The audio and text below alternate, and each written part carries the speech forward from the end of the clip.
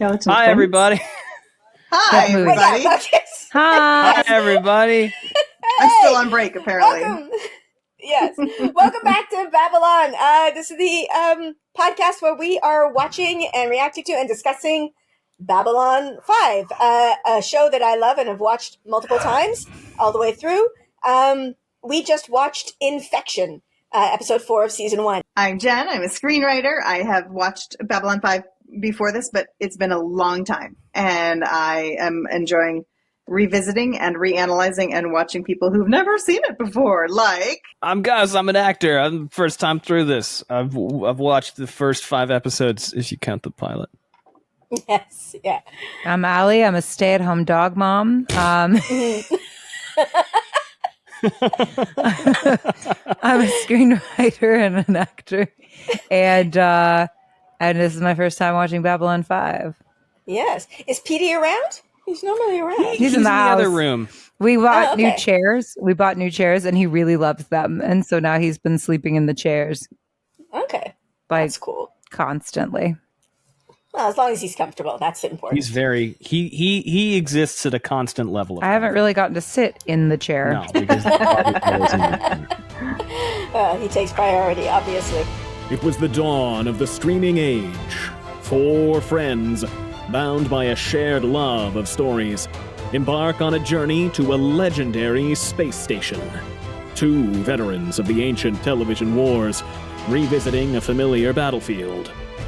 2 newcomers, eager to explore its mysteries and unravel its secrets. Their mission? To boldly go where many have gone before. This is the story of Babylon. The year is 2025. The place, wherever you get your podcasts.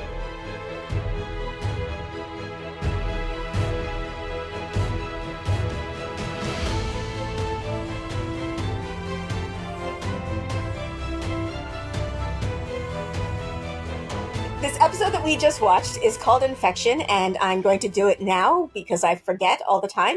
It was written by JMS, Jen Hey. Janinski. Nice. And I have a question for you, in the industry people. The production number of this episode is 101. Does that mean it's the first one that they made, even though it's not the first one, or does that matter at all? Probably does mean that. Yeah. Yeah. Okay. It's likely that they filmed this first after the pilot, that this was the first one that they filmed. Okay. And but it also may have been the first one they wrote. The writing may have gotten delayed for some reason, so they actually ended up filming something else first. But it was intended to be the first thing they did.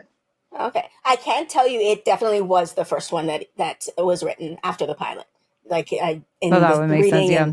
Yeah, the research and stuff. But I'm just curious because the production, I never know what that means. I'm always looking at it going, it's episode 4, production number 1. I don't know what that means. So as soon as you break into the stories, you're going to start numbering them. So as soon as you say, let's write this one, you number it. And but again, like it could be that they filmed it, they wrote it first, filmed it first, and decided it wasn't strong enough to be the new pilot or the first new episode. So they might have just held on to it for whatever reason.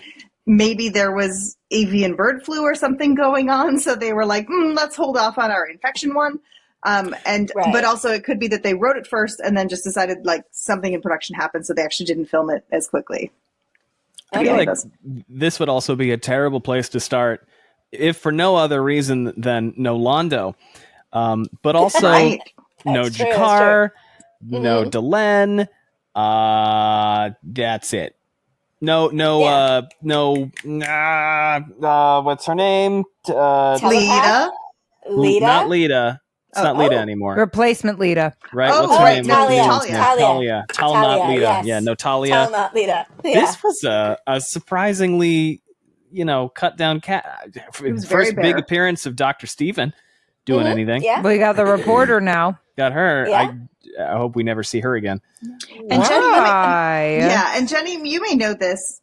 Like, you may know the filming order. I'm sure we could find it out as well. Like, they may have filmed it first, and I would argue that Stephen came in really hot and dialed it back. So I am inclined to I can think see that that, maybe yeah. they did film this first, and he was still finding his character because he seems a little more grounded, I think, in some of the things we've already seen. I think He was way more friendly in other episodes. I was like, Steven, he's only been in episode grumpy. 2. He's only apart from he's not this. been in much. And But he was so that's friendly. Wait, episode 2, they were like, we have a new doctor. Everybody meet Yeah. Steven. He just got here. Yeah. Right. Which is Yeah. funny. right. I guess That's they true. were like, That's we need about to it. introduce the doctor Yeah. Mhm. and not just have him show up. Replacing Dr. Ben, who now works for Santiago. Or maybe they wrote this Mhm. and then they liked the doctor character so much they were like, we need to introduce the doctor character properly and not just have him be like some random one-off. Yeah. And also, if they'd started writing this one first, decided that it wasn't worth filming first, or even if they, because the other thing is they're going to be writing them in consecutive order, so like they might just be like, you know what, we're definitely not going to air this one first. So even though we've written 101 before we've written 104 or 102, let's introduce him in 2 because we know we're going to play it backwards. Right. So they could have The written other it in at thought that point. I was wondering if like it might have had to do with special effects or something. Like they filmed it early and then realized that they needed to do a lot of post whatever, so they gave themselves the time. I don't know. There these are things I know nothing about. limitless options to that question.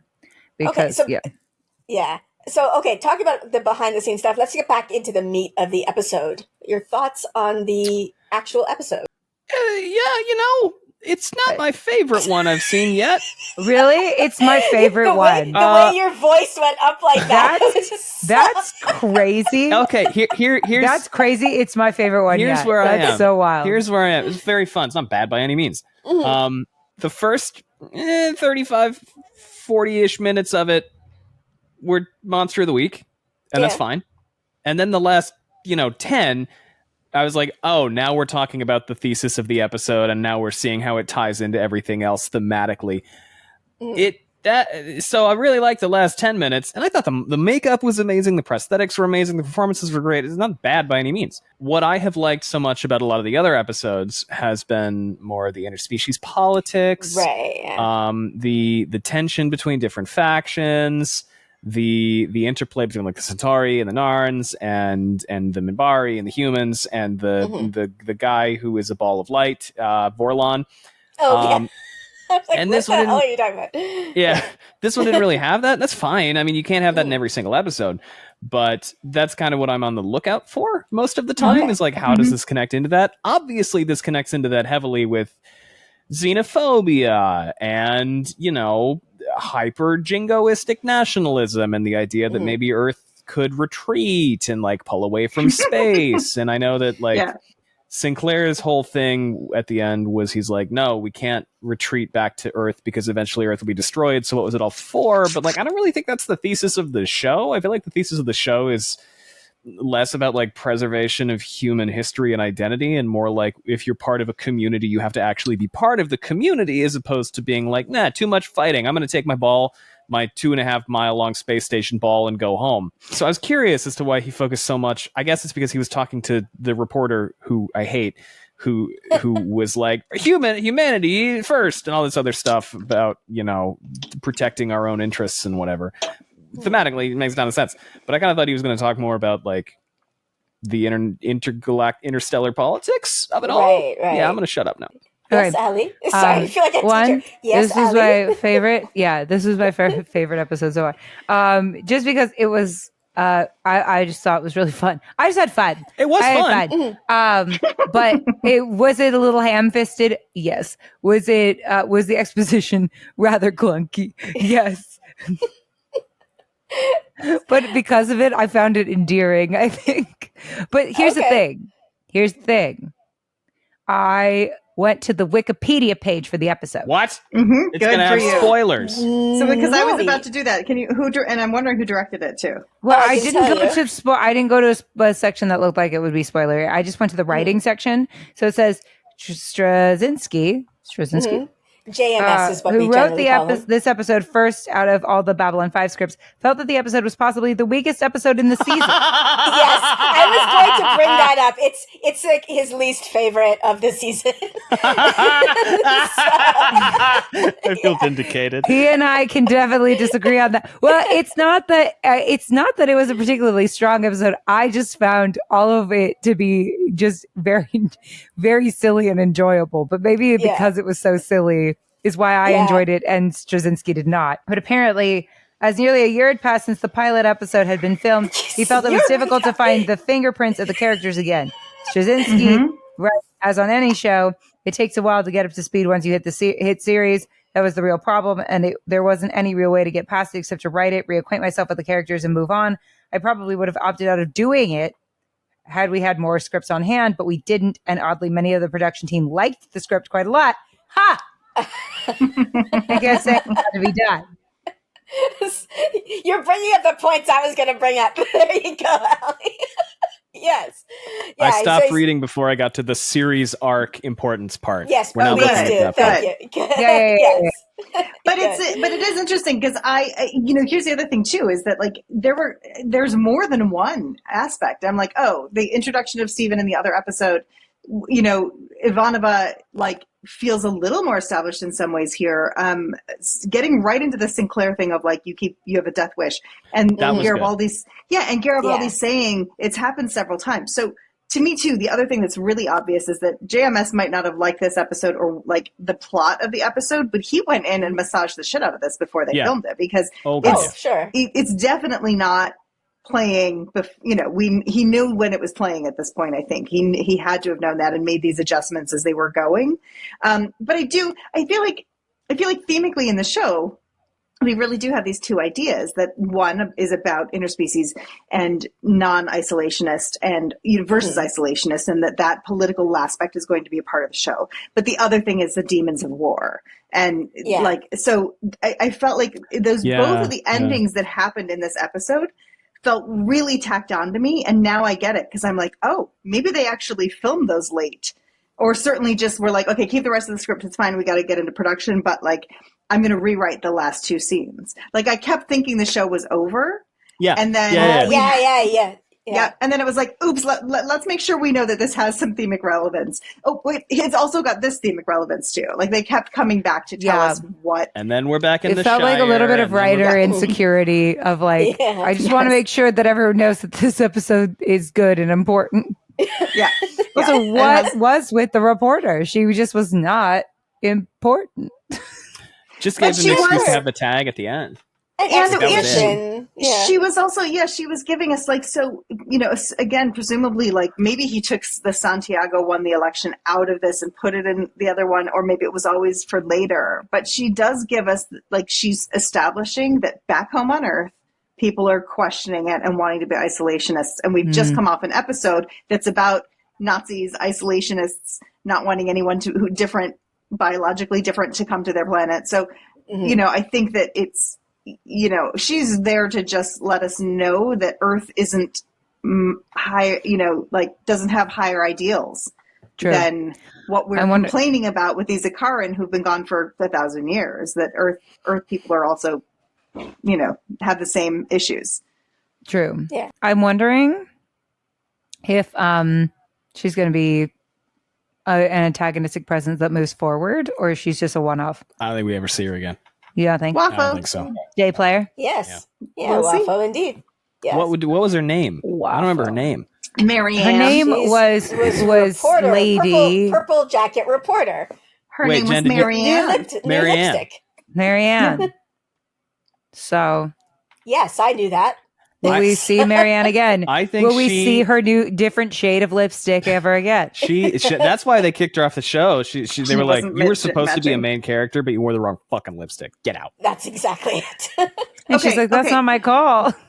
So this is a little off topic, but in the process of also Googling this episode, I Googled who directed it. It's Richard Compton who directed it, who's directed a ton of TV, like original series Star Trek, Next Generation, X-Files, Miami Vice, but also, at the bottom of this, Compton was the husband of actress Veronica Cartwright, whom I adore. I love Veronica Cartwright, and the brother-in-law of actress Angela Cartwright. And I'm horrified because I never knew Veronica Cartwright and Angela Cartwright were sisters.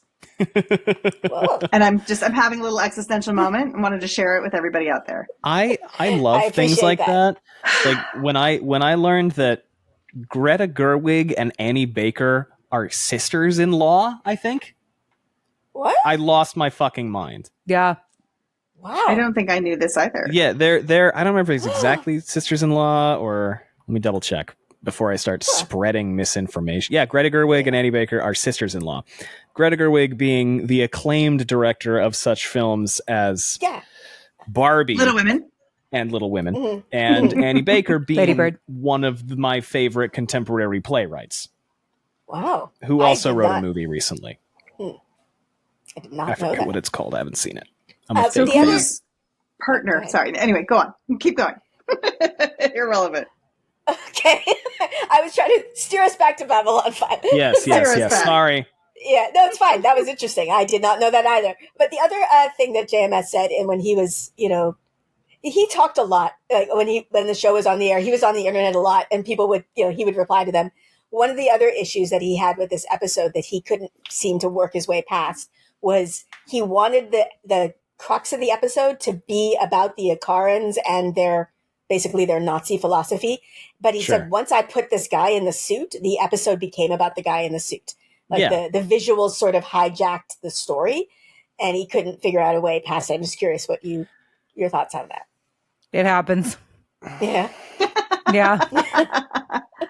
Look, sometimes the cool suit trumps everything else. I feel like when you're on network television. Sorry, Jen, you were going to say something. No, you go. You're hitting exactly what I'm hitting. Go. Yeah, I feel like when you're on network television and you get to choose between philosophical, musing and discussion of socio-political ideology and Cockroach Vader with an arm cannon.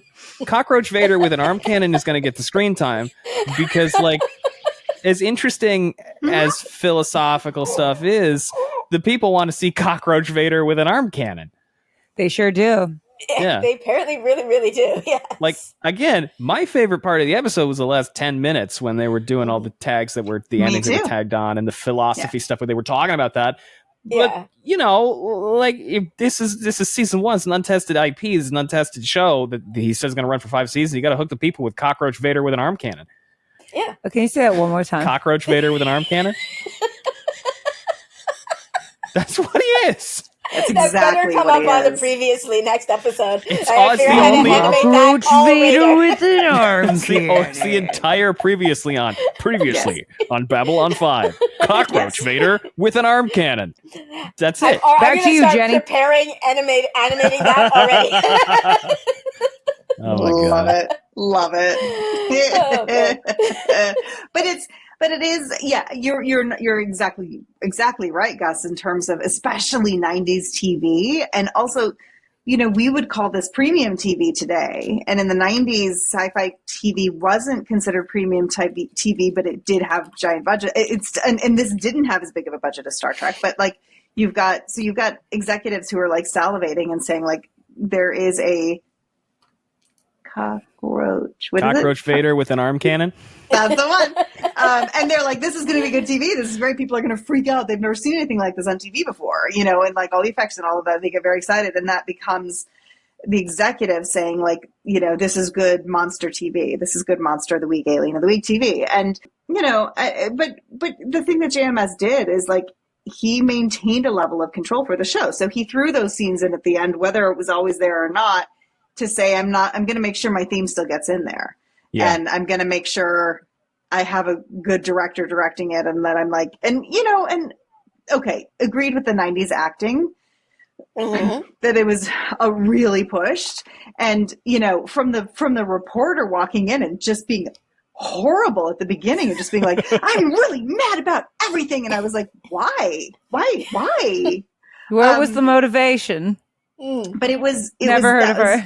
Right. But that was a very 90s thing of like, but it was also like, at the same time, they were like, there's real stakes here, people. We want you to give it all. Like, chew the scenery because this is real stakes. Yeah. And they chewed. Fun. To be clear, I don't think it was bad. It was perfectly good. No. Perfectly fun. Just compared to, even compared to like Soul Hunter, which was a little bit monster of the weeky too. I was like, there's a lot to dig into here. Was this one? Honestly, part of it too was our screens were so much smaller back then. Yeah. Yes. Yeah. Like, and everything was in much SD. grainier. Yeah. And so I'm like, you kind of had to chew the scenery a lot more than you do now.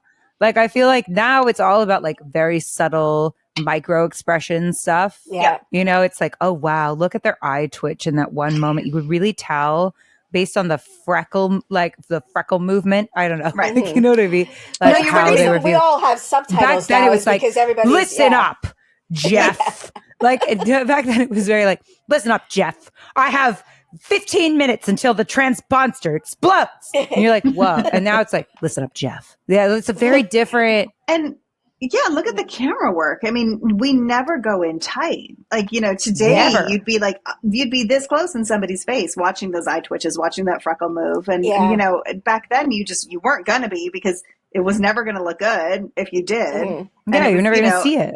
It just wasn't the style either. And so even that slow push in on Garibaldi as he's giving us that speech at the end, we never get above a medium shot there. Like, you know, his chest and shoulders are in the whole thing. So, you know, and also they're distinguishing it because the only style that went that close at the time was soap opera. You know, in prime time, you would have it on Dallas, you would have it on Dynasty, you would have it on Falcon Crest. Yeah. But mostly like the super intense close-ups were just on daytime, so they didn't want it to look like a daytime show. They wanted to be very cinematic. That. Oh my God, you're absolutely right. You're absolutely right. That makes so much sense.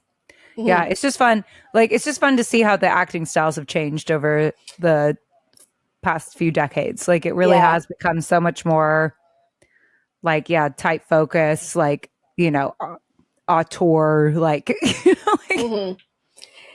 Every time I go, like, not just this show, but any older show, it takes me a couple of episodes to get used to it because it just feels wrong for a bit. And then it's, okay, wait, no, this is just normal. It feels very theater acting. It feels much more theater acting. Yes. Yeah. It's stylistically, it's so different, but it's also, I mean, this is one of the difficulties of writing television today and making television more than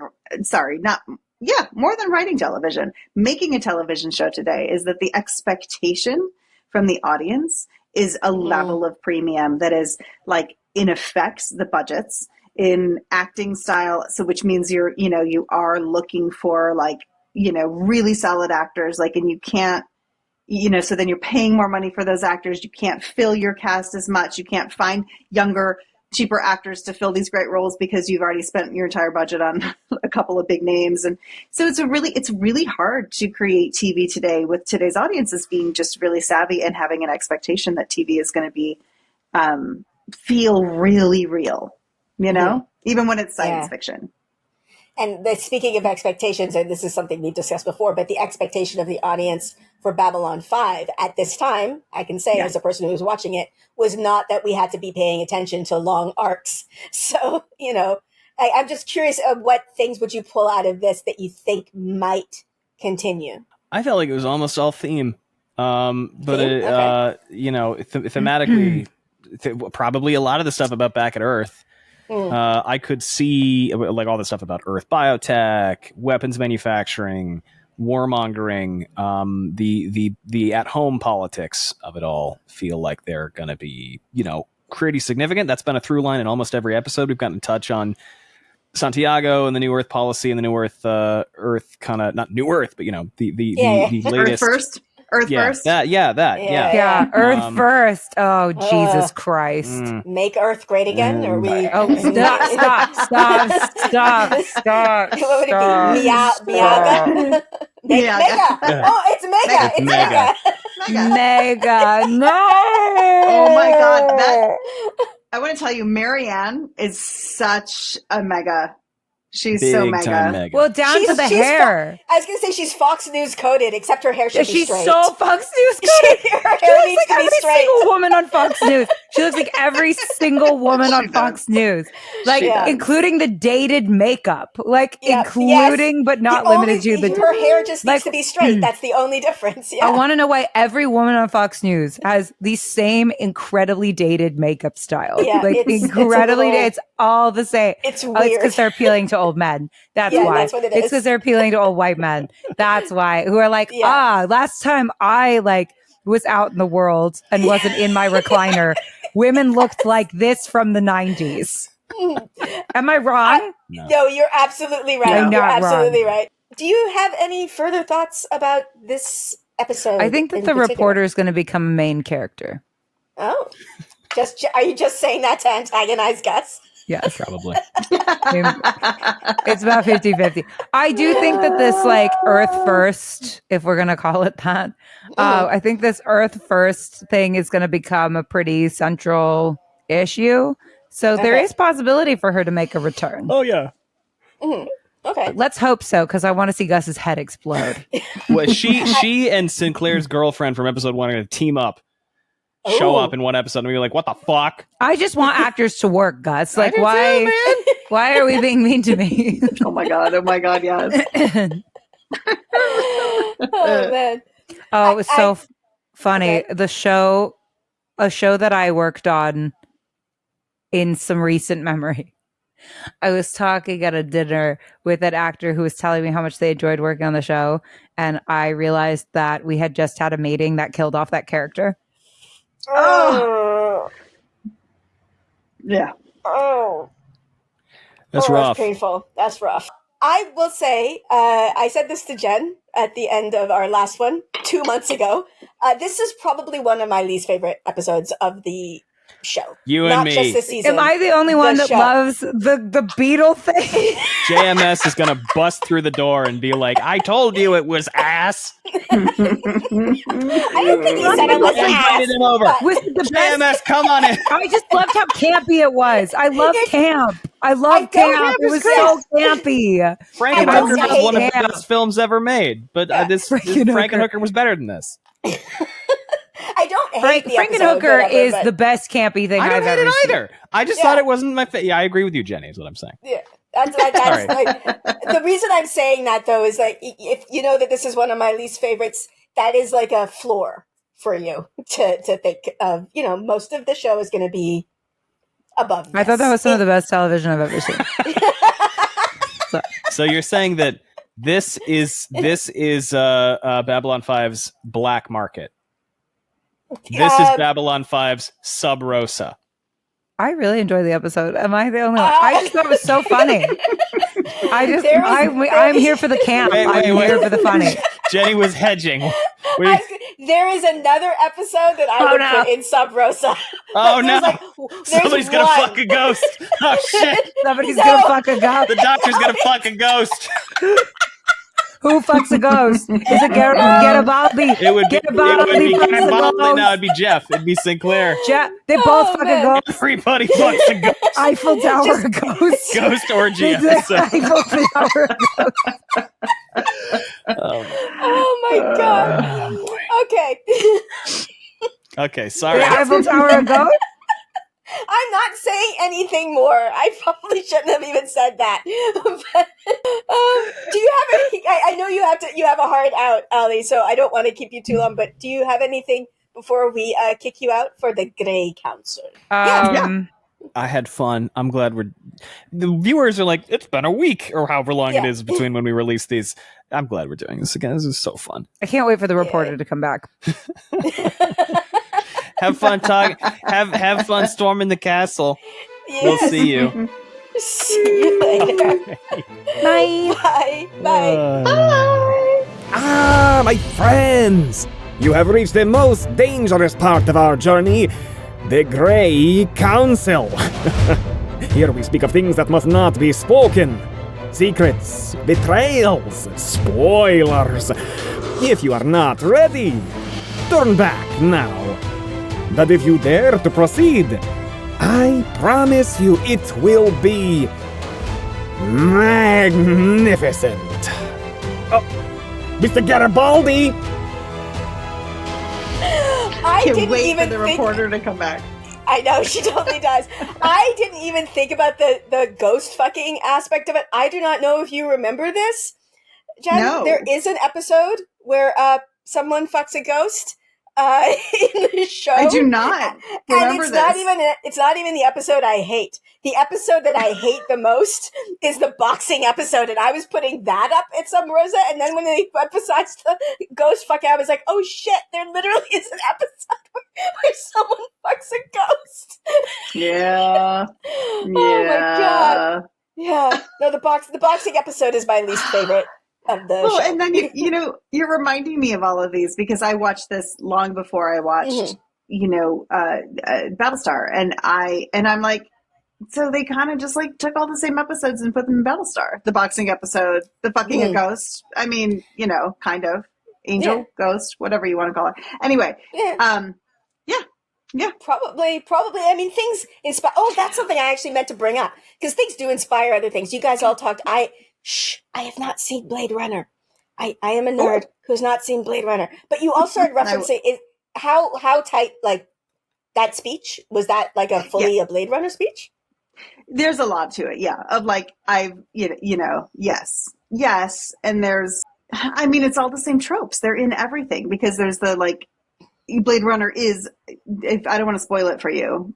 I mean, but I think it's in the premise of the story. It's like from the beginning. Yeah. It's it's about synths coming back to kill their makers. Like every I do know this. Yeah. So and there are some real similarities to that speech, which is fascinating. It's funny because I wasn't even going there with like the synth side of it or with the Cylon side of it. I was just like, by the title, Infection. And interestingly enough, it did not go there. But we were just rewatching early Star Trek and early Next Generation and early Voyager. And every other episode is somebody getting infected, some disease from some planet, and I was just like, well, here we go. So on that level, I liked that it wasn't like an outbreak on the station, because I was like, oh God, here we go back to the trope. So I was glad that it wasn't that, and I felt like JMS kind of put a really nice twist on it, which is like one person's infected, but it's not the whole thing, and it's really not even about that. It wasn't about like, oh my God, he's going to infect other people, because I kept wondering like if he's zapping them, is he turning them all into passing, alien things too. Yeah.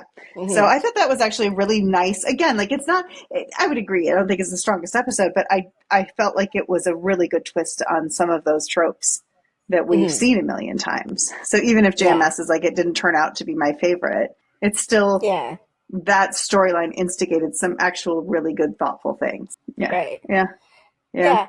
The as far as through lines, the reporter obviously is like, she comes back. I'm surprised how much y'all hated her. I don't hate her so much, but I think it's because the journalism arc. Now she's not the one. There's another reporter who is like over multiple seasons, and I just love that part of, like, it's a background story, but I love it. Like when they end up basically being taken over by, basically become propaganda arm, and then they get basically, I guess I'm assuming, disappeared, maybe to El Salvador. And then they come back. Right. Like there's just this, there's this arc that is just like, it's a moment in the show that makes me cry when they come back after they're being liberated. And yeah. Well, and to be fair, I did not hate her at all. I was going along on Gus's game, I just didn't like the way that she was directed off the bat. Like I was like, that wasn't blaming the actress at all. Although maybe I should. I don't know her, but it wasn't even in the writing. Like it was just her aggressiveness. It was this really aggressive, and I love an aggressive woman. So again, like it's not about not wanting aggression from a woman on screen. It was just, it wasn't earned. Like she was like, you don't know, and I was like, don't know what? We just got here, people. Like I was like, so that's where I was just sort of like, I didn't feel like that level of heightened aggression was earned. And I we've all seen the reporter who's like, I'm going to get into it. Like her coming to the bridge, and instead of just the people need to know, I wanted it to be like, I'm doing my job, which is like to find out what's going on. And like I wanted her to be a little more neutral. I wanted her to be the journalist that like is the neutral journalist just getting there to get information and to like, ask the hard questions, which she did at the end. But I didn't really hate her. I just didn't like what they did with her at the beginning, if that makes sense. Yeah, I get that. I get that. Yeah. And it should be quite, it's not her, but when the journalism starts in the show, I get excited because I think that JMS did some interesting stuff with reporting and journalism in the show. Although it is just the one network he uses, I think. What do they Yeah, interplanetary system or whatever. I forget the name, but it's just one network he uses. But I just thought he did a very, very cool stuff with that. And then, of course, the other thing that is a through line is interplanetary expeditions. And I'm realizing I'm mixing up the name of the network and the expeditions, but IPX, interplanetary expeditions, they are very, very important. Their search for organic technology here, they are the ones who find and wake up the shadows. And that is a very big deal. They're actually Sheridan's. I have to be so careful every single time. Sheridan's wife was a member of IPX, and yeah. Well, that's it too. Is that I was really actually I was surprised that wasn't. I mean, I'm sure if Allie and Gus had 5 more minutes to think about it, they would have been like, "Oh, wait, they dropped something really big right there," because it was like it, but it was. Here's the thing too, like I love all these callbacks and all these things that he's laying into the groundwork in the beginning of the show. Like I'd forgotten how, I mean, I knew when I first started watching it, even because I didn't watch it right when it came out. Right. Like I already knew that he'd had this whole arc, but we talked about this with Agatha. Like I love going back and being like, wow, you laid that in there. Yes. And this is one of those things that like, ooh, like, of course it's just about greed and like somebody wants a bioweapon. And then like at the end to like drop it in of like, no, we're confiscating it because we want it for a bioweapon and straight up just telling you that that's what we want it for was but really just like dropped it in and then moved on and let us focus on the personal stuff. And it was it's a great layer to add in at this point. Yeah. That's actually another thing I always thought was so cool. I'm going to be interesting, especially how slowly we're doing this, because the slow speed that we're doing it is actually more akin to how we watched it when it was live on the air. So the way that things change on Earth was happening so slowly in the background. When you watch it, when you marathon through it, it's very hard to not notice it. But what's happening on Earth just gets slowly seeded. And I'm curious to see at the pace that we're watching it, if Gus and Allie have the same reaction that I remember having when I was watching it, just like, oh, whoa, wait, everything on Earth suddenly got all fucked up. And then when you go back, it's like, oh, no, that wasn't sudden. That was not sudden. It was not sudden at all. And that's a really that part of what's really fascinating for me about this too, is just really deeply analyzing a 90s show. And, you and I have had conversations about like episode numbers and how many you put in a season. And I think knockdown, drag 'em out fights. Exactly.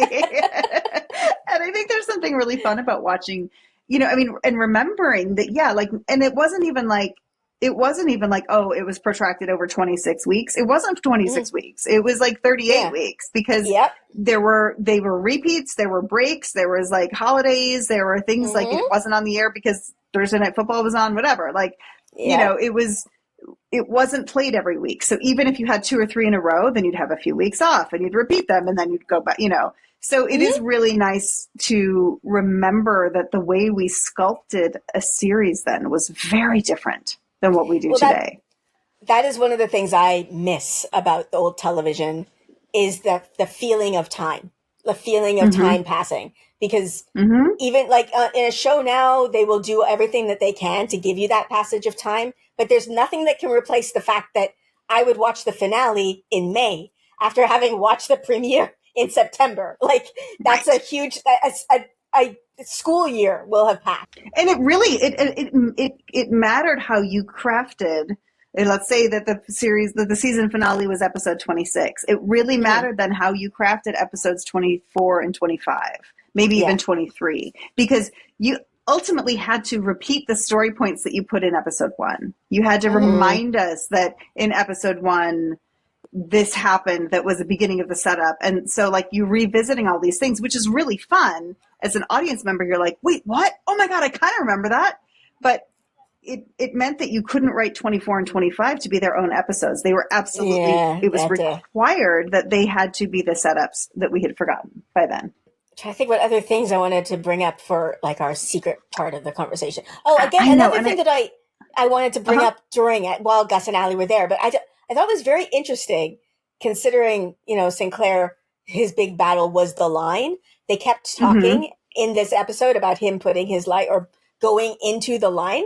it's a very specific word that they were using. They kept using the word line for where he was going, which I don't know that that's an official word, but I thought they are trying to remind us of the battle where he almost died. Like they're using that word on purpose. And Garibaldi even saying like, I was in the war, but I wasn't on the line. Like, he made a big point of saying that. This was something that I thought of too I loved that conversation. I think that was my favorite moment for the thing. Was that I loved that aspect of quietness after all the crazy of like Alien of the Week. But I thought that, and I loved the friendship that was there and Garibaldi calling him on that right off the bat. Like I was like, oh, this is cool. I love that we're addressing this right now. Yeah. But I wish as a writer, because we have so many episodes to get through, I wish he had left Sinclair angry and not saying, you're right. You're right. You're right. I probably need to think about it. And I owe you an answer that I don't have. I wanted him to need more time to face that. And we've got the time. We've got 26 episodes. And that, I think, is an example of some of the things that frustrated me the first time I watched this, which was like, keep it more off screen. Let us know if he's stewing. Let him stew. Let him be mad about it. Like, if someone came in and said that to me, I don't know that I would that quickly be like, oh, you're right. Thank you for pointing out my biggest flaw.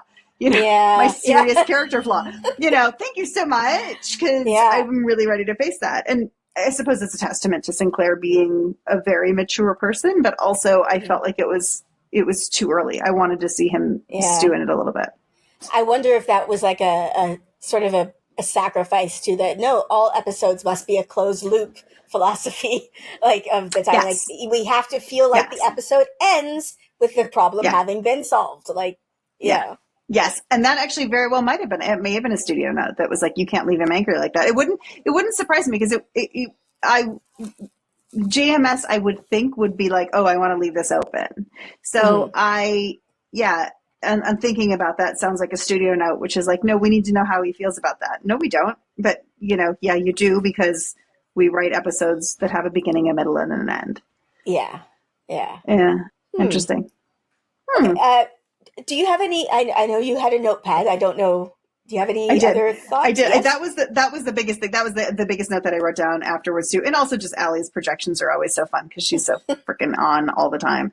She's so good at that. Predicting the lines were just cracking me up. I know. It's so good. It's so good. Yeah. But yeah, that was the main thing. I really loved. I felt like he redeemed the episode with those two scenes at the end. Yes, the ending scenes. I also like. I do think it is ridiculous that we have all of these scientists and philosophers, and then Marilyn Monroe. But I always thought that was an interesting justification for space travel. This idea that all of us will be lost. Yes, I haven't heard.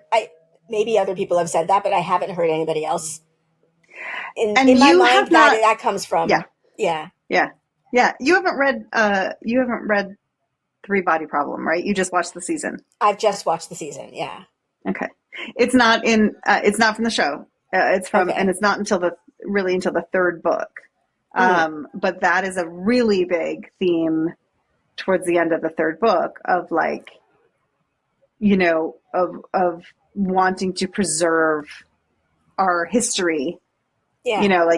As opposed, like the idea of, not just like perpetuating our species or keeping our planet alive or keeping our species alive, but the idea of like the history of our species or our planet or our people is as important as the current people. It's a really interesting concept of like, it's funny because I feel like as an American, and I don't know if you feel the same way as a Canadian, but like our histories are so short. Our national histories are so short in comparison. Like people have been talking about this trade war with Trump, and China's like, we aren't going to bend, and we don't have to. We've been doing this for 4,500 years. Yeah, exactly. Like y'all don't understand. We have patience. Like it's really okay. We're fine, and we will survive. And and I live in this 200-year-old country where we're like, oh my God, but our founding fathers, and I'm like, our founding fathers who were literally like a couple days ago.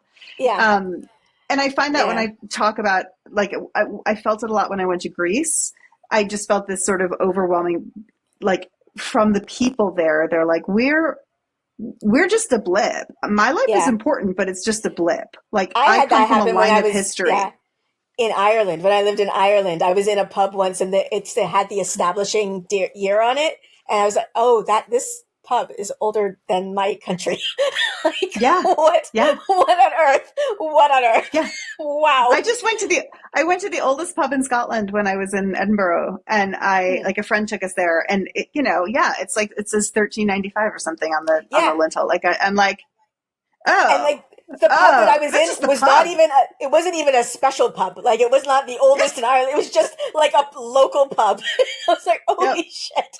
This is just ridiculous. My country is an infant. It has no I have friends who have a house in Devon, in Dartmoor, and they, like, part of their house is 900 years old. Yeah. Like, they're just their house. Yeah. What on earth? But speaking of history and, like, the history being important, that is something that I have occasionally, this is just a little insight into me, just had moments of incredible sadness, and, like, I've actually cried about it. I was trying to think of a way to say it without saying this, of just realizing that there are people who are just lost, that we will, like, they're just gone. Their history is gone. Like, and as a Black person, one of the things I think about is, like, when we think about slaves, that's the only thing we think about of them. Like, their lives, their daily lives. They fell in love. They had children. They had that's just gone. Like, that part of their story is just gone. The only thing we think is the horrors of their life. And it makes me so sad sometimes that, and, that's just one group of people that, people who lived their entire lives and had dreams and hopes and maybe had incredible things that they were very, very proud of, and we know nothing about. Like, nothing. I saw an interview with Kerry Washington once where she addressed exactly that. And I will look for it and see if I can find it. It was probably one of her talking points at the time. So I'm sure there are multiple interviews where she addresses the same thing. But, I think she was talking about bringing up her kids. And she was like, it's not that I'm not teaching my kids about slavery, but I want to make sure that they understand that that is not our identity, that our identity is the people who fell in love, who had kids, who had these lives, that's, obviously formative, but a blip in their life, not what their life was about, or something like that. The way she said it was really, really beautiful. It was like it's the framing that their life was lived in. And I don't know. It's just when I think about it, sometimes I literally just get sad. And then I know it's not exactly the way that he worded it, but just the thought of, one day it'll all just be gone, and it will be as if it never happened. And that's, it's very far in the distance, and I don't really, like, it's not going to impact me now, but if you think about it, it starts to make you feel like, oh, well, why am I doing anything? Like, why? Yeah. And so I like that as a reasoning for wanting to do space travel is probably the most salient one for me. It's like, okay. I love that. I love that. I love that. But I also, and the flip side of that coin, though, and not to change the perspective on it, and I'm a very big proponent of space travel, so I'm all into that. But I also think it takes off the pressure from our mistakes. I think it's cool. Yes, that's true. But it's like okay, well, we can also look at it as like, okay, every decision I make, and we worry about it being like the formative decision or super important, or like, oh my God, have I made this mistake with my life? But also, like, it doesn't matter, which just sounds really bad.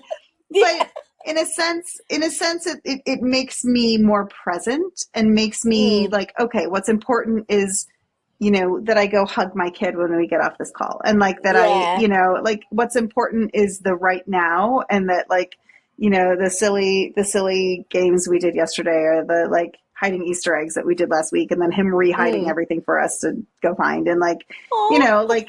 And talking to my 15-year-old about like really cool science things right now. And it doesn't matter if we don't figure them out, because those moments are precious and will live on in some form, even if there's no record of it. Yeah. I feel like that energy stays out there. I hope so. Yeah. Okay, sorry, those are my big thoughts for the day. That's good. Those are good big thoughts. Do you have any other Babylon 5 thoughts? I'm trying to think if I have any. I think I do not. I don't think I have anything else on that one. Yeah. Okay. Yeah. The next episode we will be watching will be The Parliament of Dreams, which, okay, I'm looking at it right now. I think I like this episode. Yes. Okay, good. Obviously, everything is going to be about it's infection and TKO are when I'm sure there are going to be other episodes I don't like, but infection and TKO are the ones in my brain where I'm like, I don't like those episodes. Like when I think about Babylon 5, they're the ones that I immediately think of. Oh yeah, no, I kind of can skip those ones. So, yes. Yeah. But anyway, well, this is thank you. Super fun. Good to get back into it. Thank you. Yes, and thank you for listening. And, I don't know how to do the outro. I forget. It's been like 2 months. Find us wherever you get your podcast. I don't know. Watch the reaction. I don't know what to say in the outro. I literally can't remember. I don't remember what we said. Find us, rate us, get your podcast where you get your podcasts, and check us out on YouTube if you want to watch us reacting to the actual episode itself. Yes, there you go. Smart. You're very good at this. Okay. Thank you all. See you next time.